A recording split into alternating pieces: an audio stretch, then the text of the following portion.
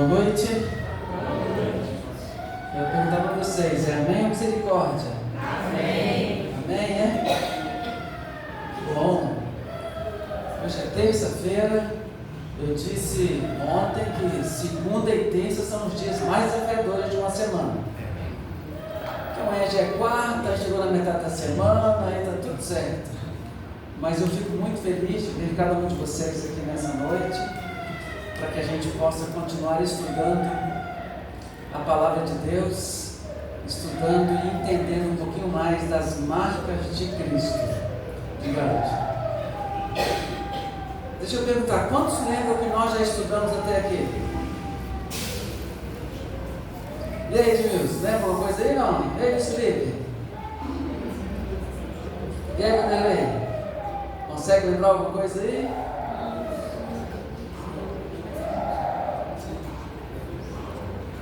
E aí, dona Ângela, lembra de alguma coisa que nós falamos no sábado? A senhora teve no sábado, né? Foi no sábado? Foi? No sábado. Domingo também. No sábado domingo. foi porque orar. No sábado porque orar. Depois nós falamos sobre escolhas.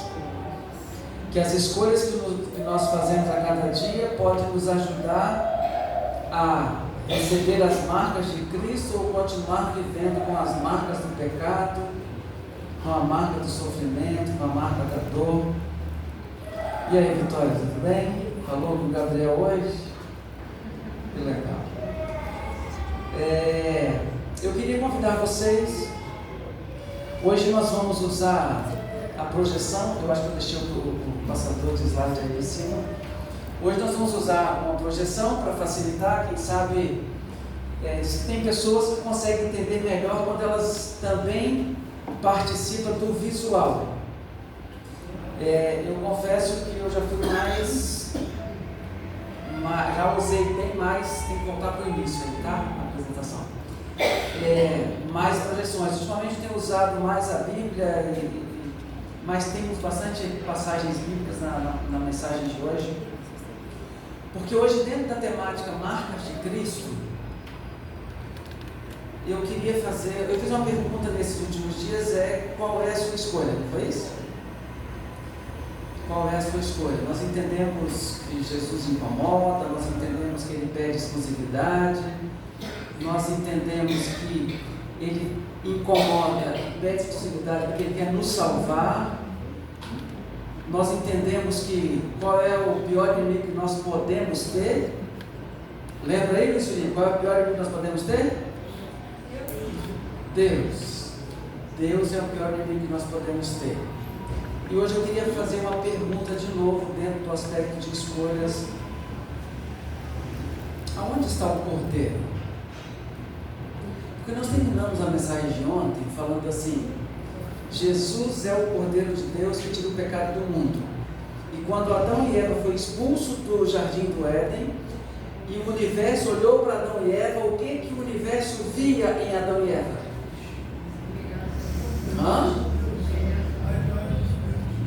A imagem de Deus, porque via a imagem do Cordeiro. E Jesus é o Cordeiro de Deus que tira o pecado do mundo. Então nós vimos em 1 João 5, 11 e 12, aquele que tem o Filho tem a vida.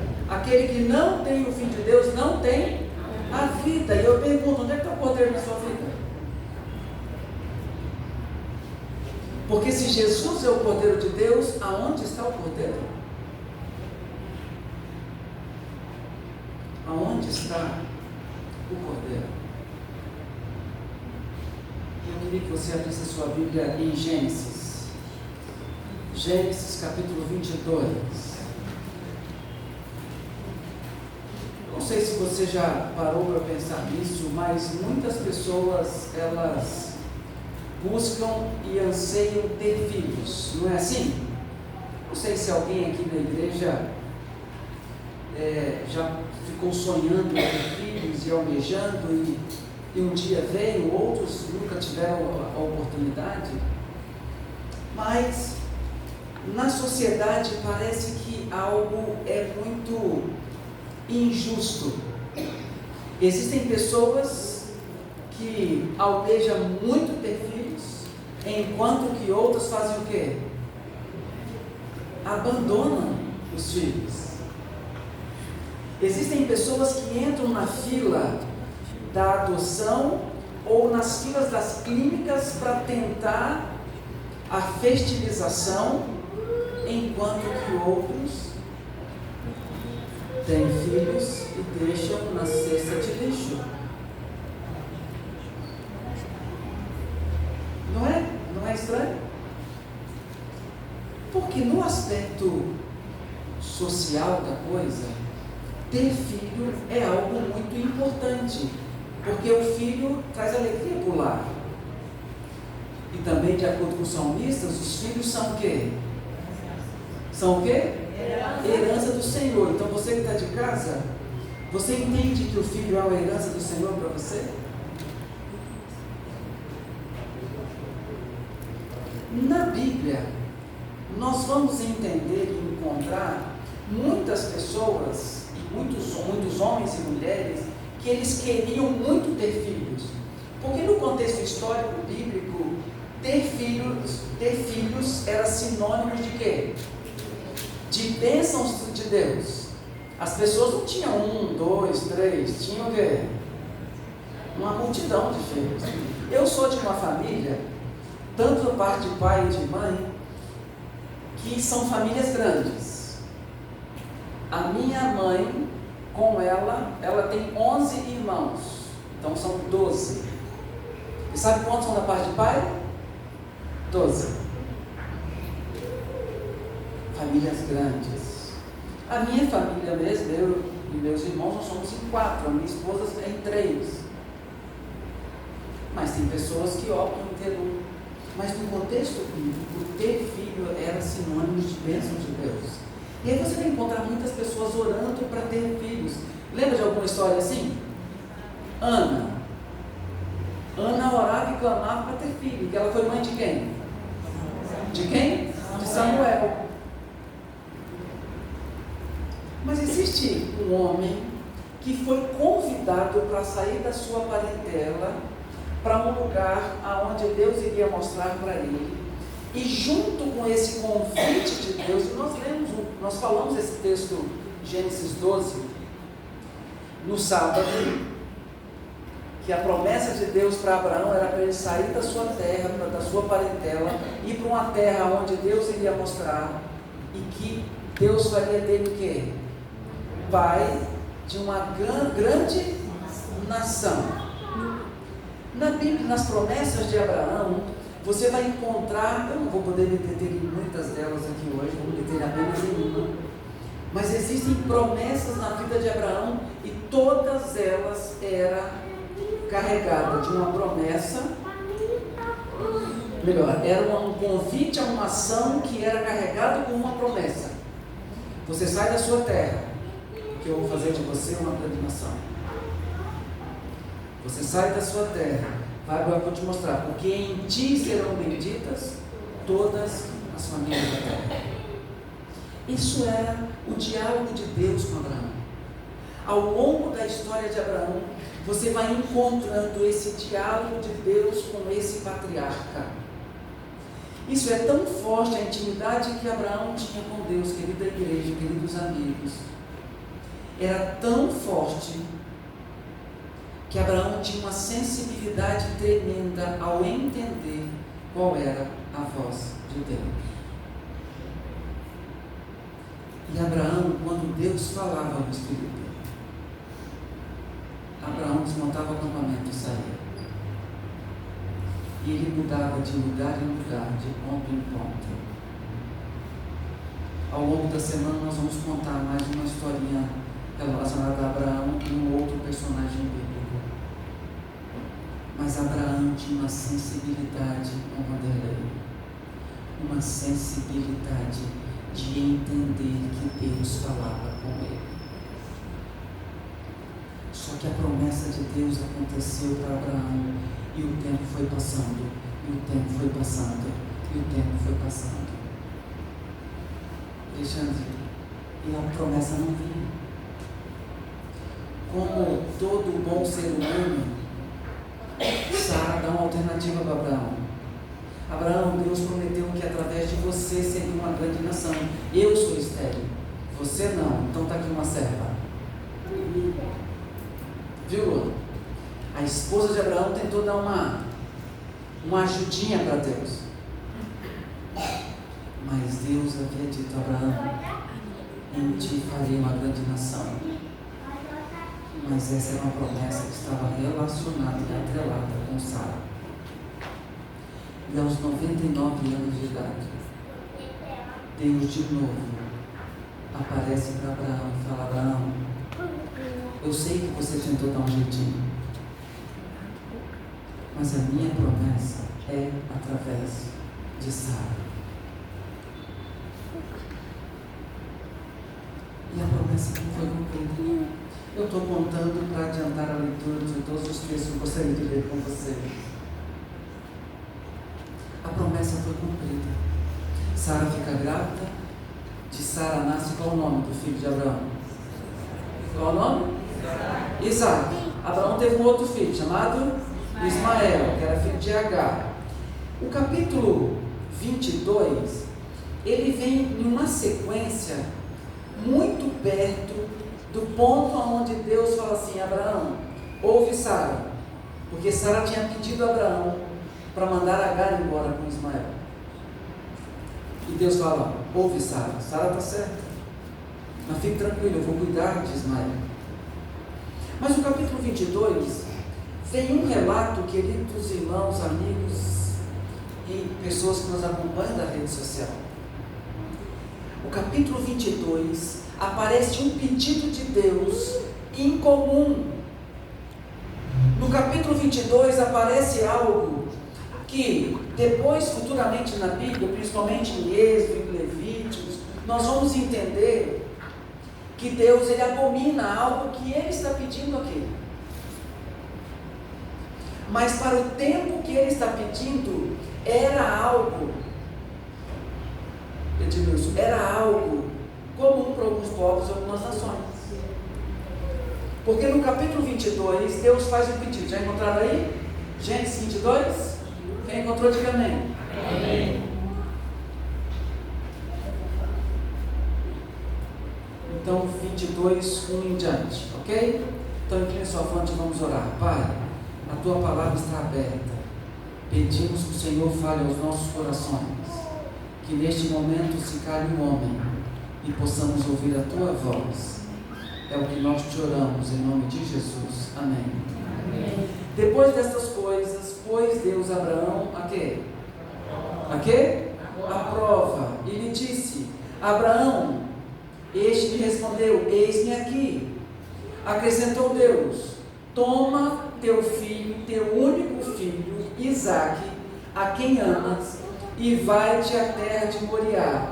Oferece-o ali em quê? Em holocausto sobre um dos montes que eu te mostrarei.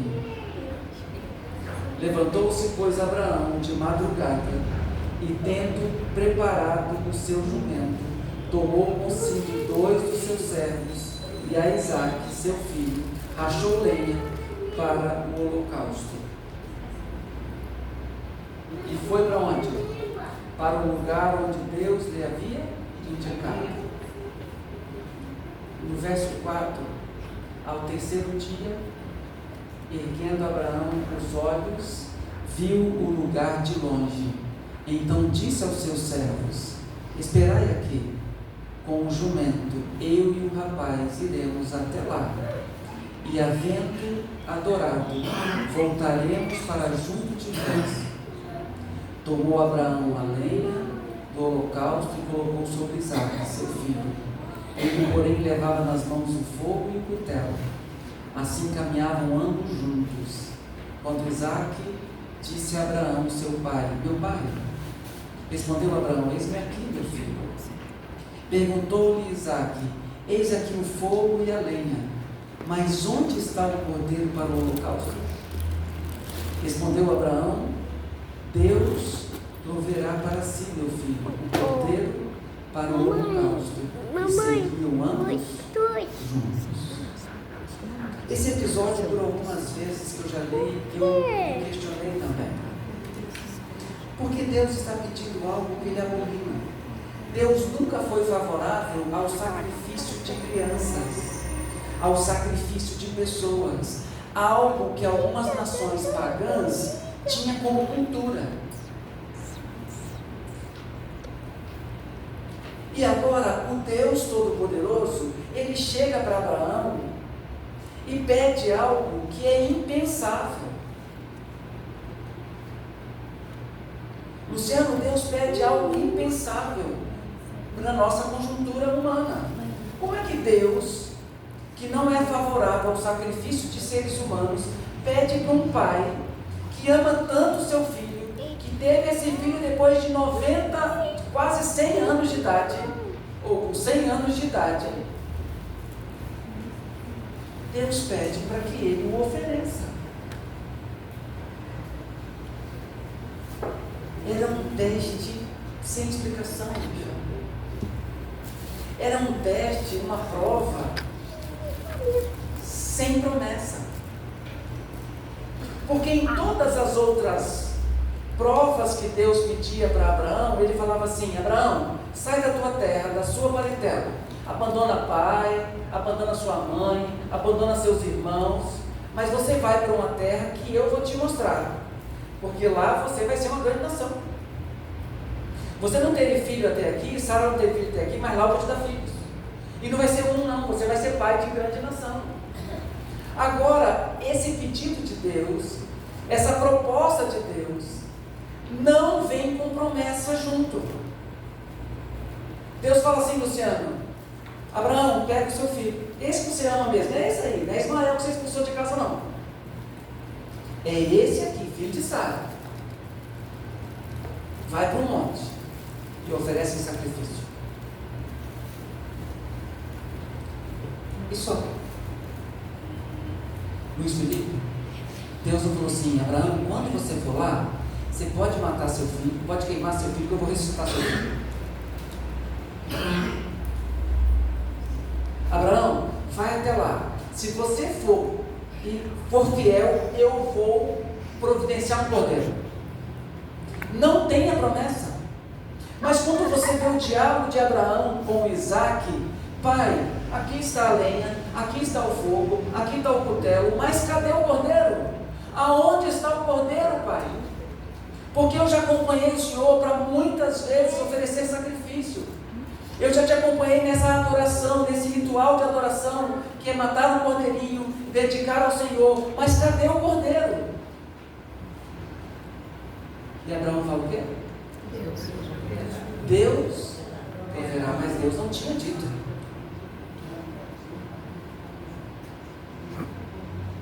Lembra que eu falei sábado de Elias? Deus falou: Elias, compareça de Acabe, que eu vou mandar chuva. Elias orou para chover, mas Deus tinha prometido que ia chover. Anderlei, tem hora que Deus pede algumas coisas e Ele não dá resposta para as nossas dúvidas.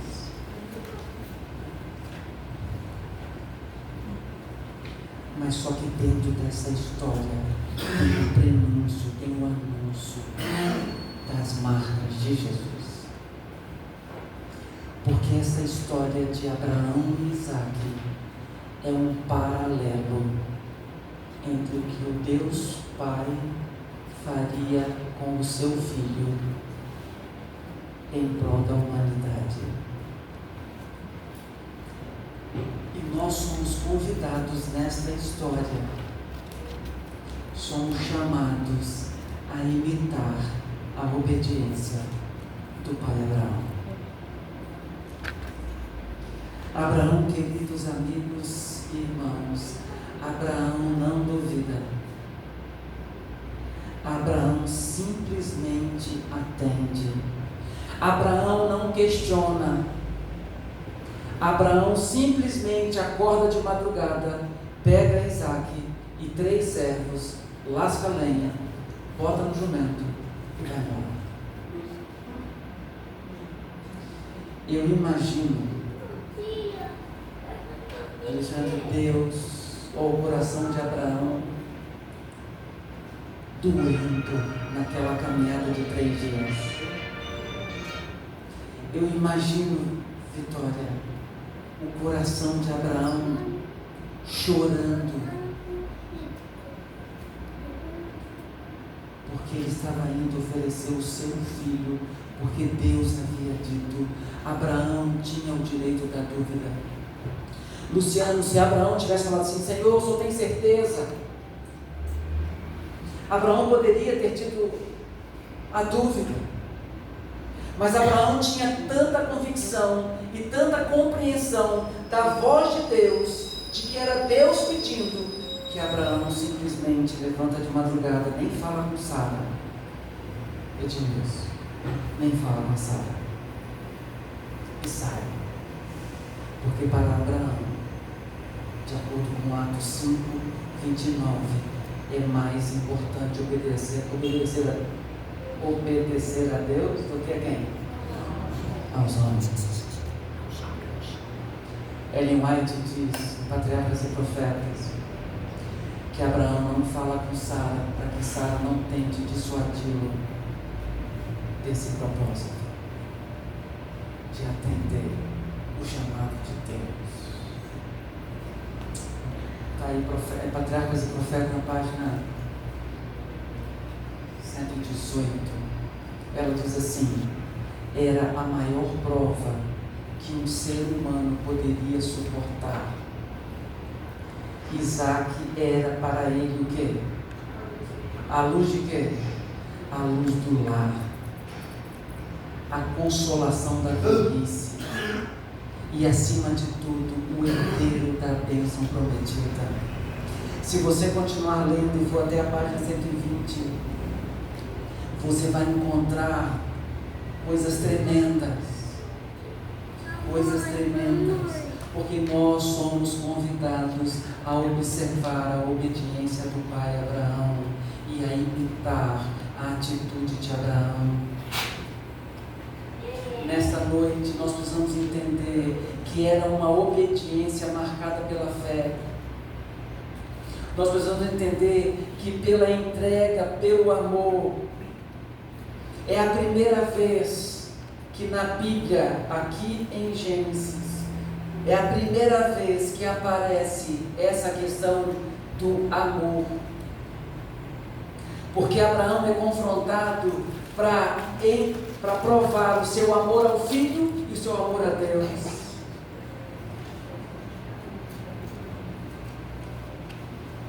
E isso que Abraão está fazendo, que Isaac está fazendo, são as marcas que Cristo também carregaria. Não até ao Monte Moriá, mas até o Monte Calvário. Mas nós somos chamados, querida igreja, a imitar a submissão de um filho. Luciano, Isaac nessa época tinha cerca de 12 anos de idade. Alguns estudiosos dizem que ele tinha de 12 a 16. O que vocês me dizem de um homem com mais de 100 anos, 115, 116 anos, diante de um jovem de 12 a 16 anos? Quem tem mais agilidade? O jovem. Quem? Jovem. O jovem. Luiz Felipe, você tem mais agilidade do que eu sou professor de futebol aí, não? Hã? Tem? Se você for disputar hoje com o Edmilson aí, quem vai chegar mais rápido naquele ataque? É você? Porque você está no vigor, na flor da idade. Mas já estou passando disso. Eu já passei. Mas nessa noite eu queria te convidar, te chamar a imitar a submissão de um filho.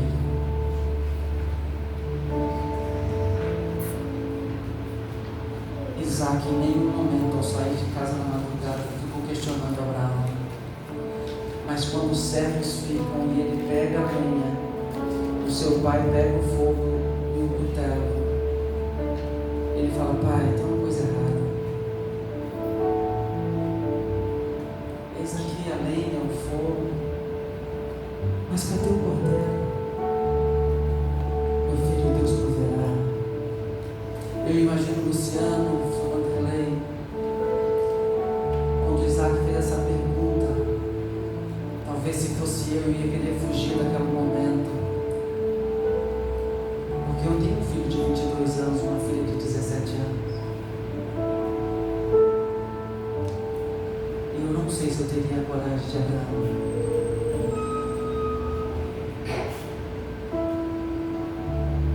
A escritora americana Ellen White, na página 120, vocês podem acompanhar a leitura, ela vai falar sobre esse lugar.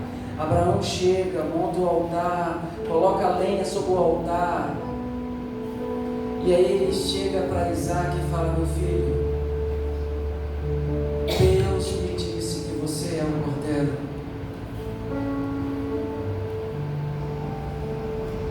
Meu filho, Deus falou para mim para vir neste lugar, para oferecer você em sacrifício.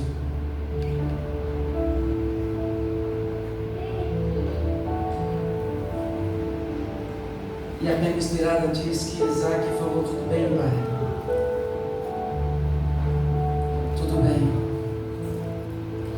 Ela diz que Isaac auxiliou as mãos trêmulas do pai a amarrá-lo sobre o altar, porque Isaac entendia que o seu pai tinha uma vida de intimidade com Deus, e ele tinha o mesmo temor a Deus. Mas nós somos chamados nessa noite a contemplar não só o exemplo de Abraão, não só o o exemplo de subordinação de Isaac, mas nós somos convidados a contemplar o sacrifício e o sofrimento de Deus. Porque se você olhar é um paralelo. Mas só que quando Abraão está com a mão erguida, com o cutelo na mão, para fazer o golpe final sobre Isaac, se você continuar lendo o capítulo 22, você vai perceber que Abraão ouve uma voz. E essa voz diz: Abraão, não estenda a mão sobre o teu filho.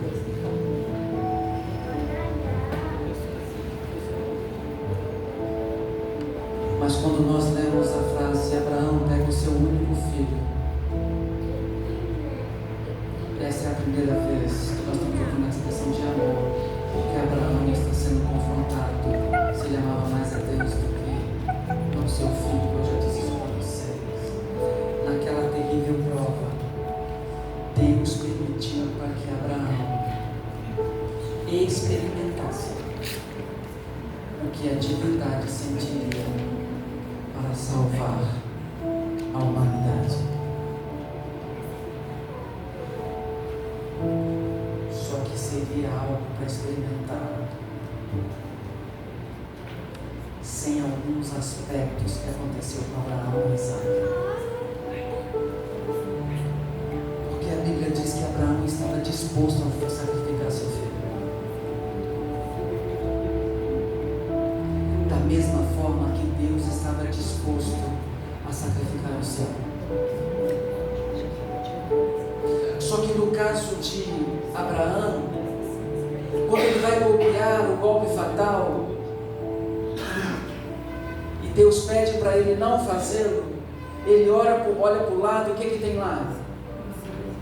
Tem um cordeiro. Luiz Felipe, naquele momento, Deus providencia um cordeiro.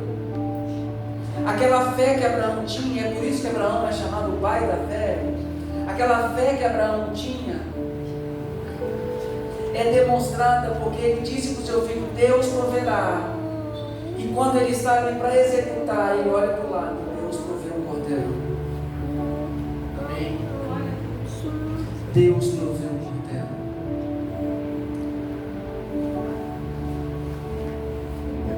Só que quando Jesus estava na cruz, e quando ele fala lá no jardim do Getsemane: Pai, passa de mim esse cálice, mas não seja feito como eu quero, mas como tu queres. Não aparece nenhum anjo para dizer assim: Jesus, não precisa, você já foi longe demais, você já provou que você vai morrer no lugar dos seres humanos. Não, nenhum anjo grita pedindo que parasse.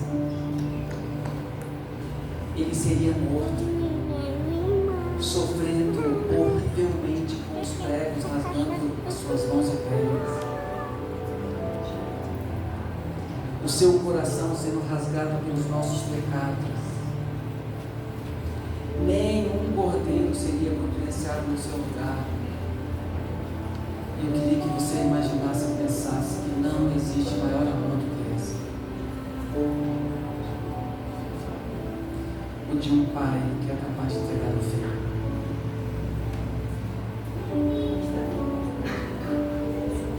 Não existe amor maior do que esse. De um filho não desistir por entender. Está duplicando as músicas, tá? De um filho não desistir. Jesus foi em frente por causa de mim e de você. Jesus não desiste. Sabe por quê? Porque Ele ama você. Jesus não desiste porque Ele, antes do pecado entrar no mundo, Ele havia dito, lembra que eu falei ontem?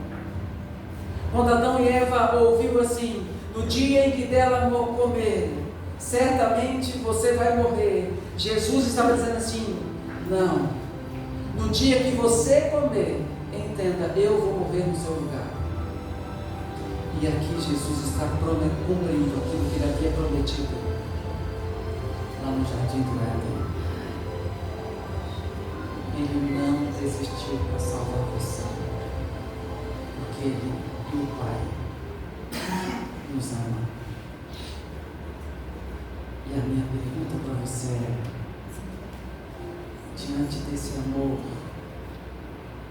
ou desse grande sacrifício, o que falta para você finalmente entregar o seu coração a Jesus?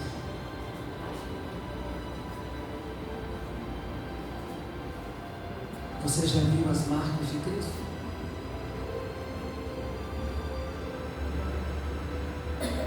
As marcas de Jesus que Ele tem na cruz,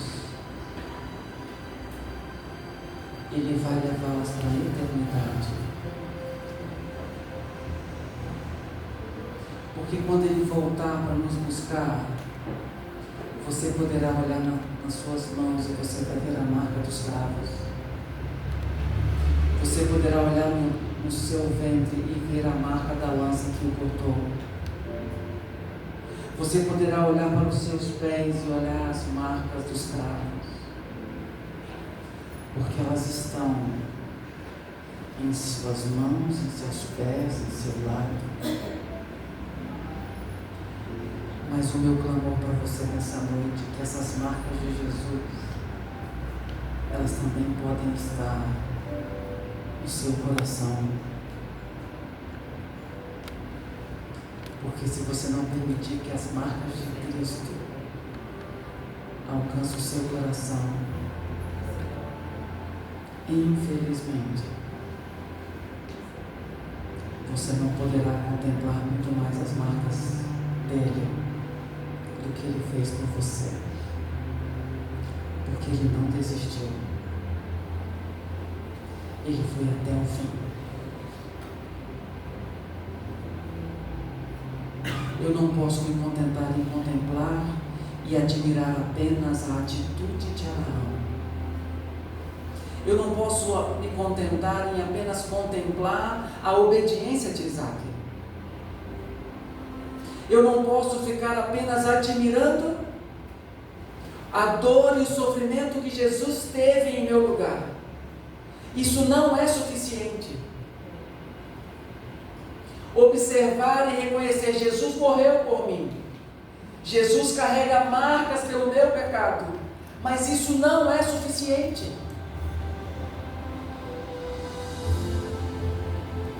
Luan, isso não é suficiente.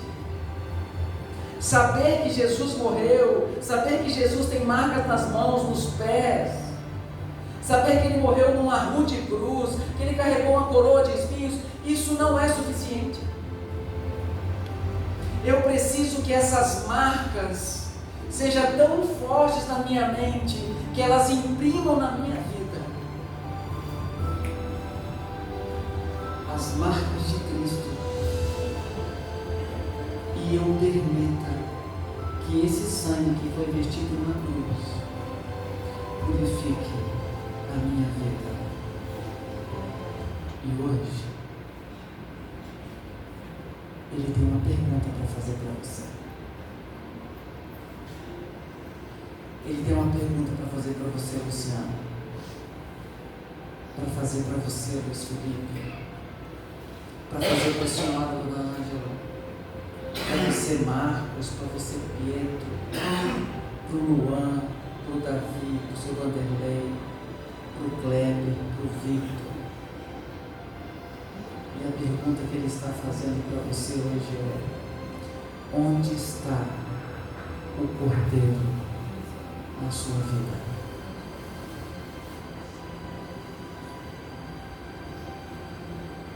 O Cordeiro de Deus está onde na sua vida? Está lá na cruz?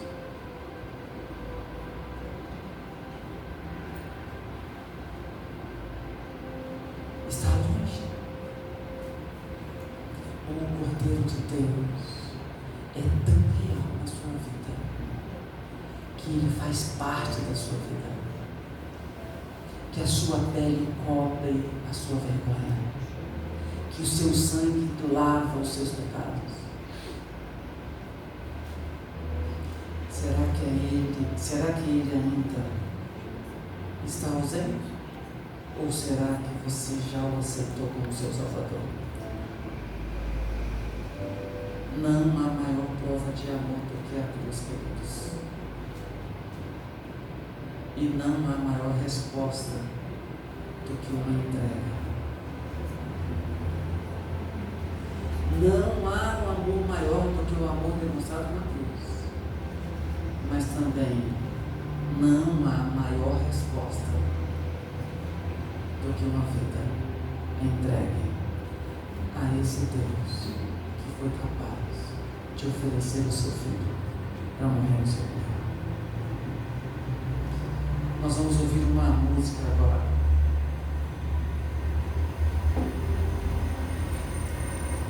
E todos receberam o cartão de novo? Receberam o cartão? Pode vir.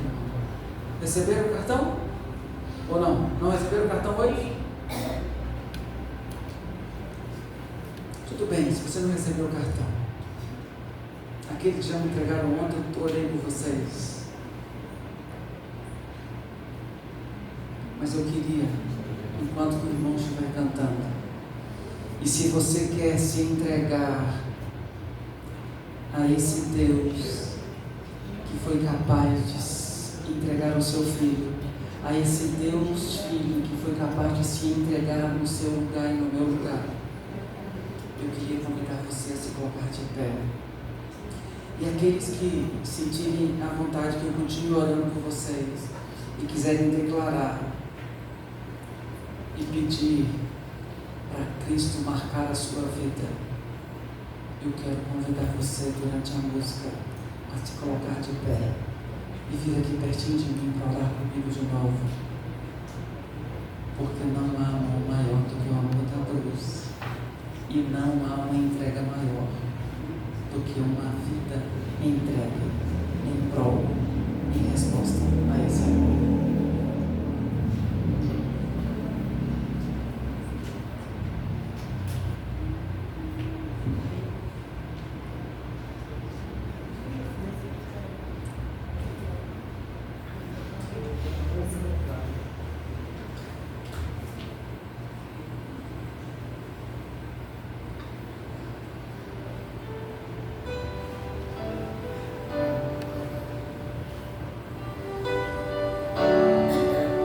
Sim, sou Ele,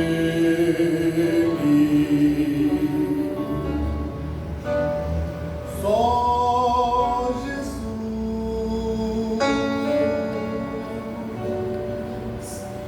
veio ao mundo pra salvar.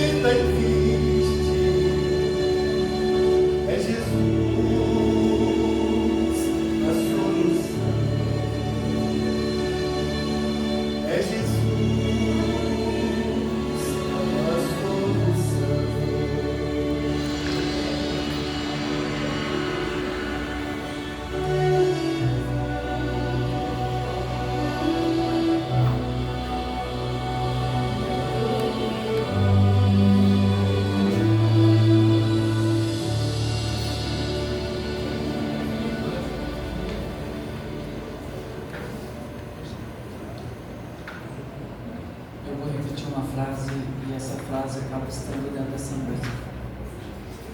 Não há maior prova, pode ver. Não há maior prova de amor do que a cruz. E não há maior resposta do que uma vida entregue a esse Deus que morreu ali na cruz. Eu fico feliz que vocês vieram aqui. Que vocês preencheram aqui o cartão. Eu estou orando por vocês. E aí, Luiz Felipe? Há uma entrega para esse amor demonstrado na cruz da sua vida? Será que tem mais alguém que gostaria de dizer assim: Senhor, eu quero entregar a minha vida em resposta a esse amor demonstrado ali na cruz? Sabe, queridos, não tem nada neste mundo que vale mais a pena do que nos lançar nos braços desse Deus que nos amou tanto.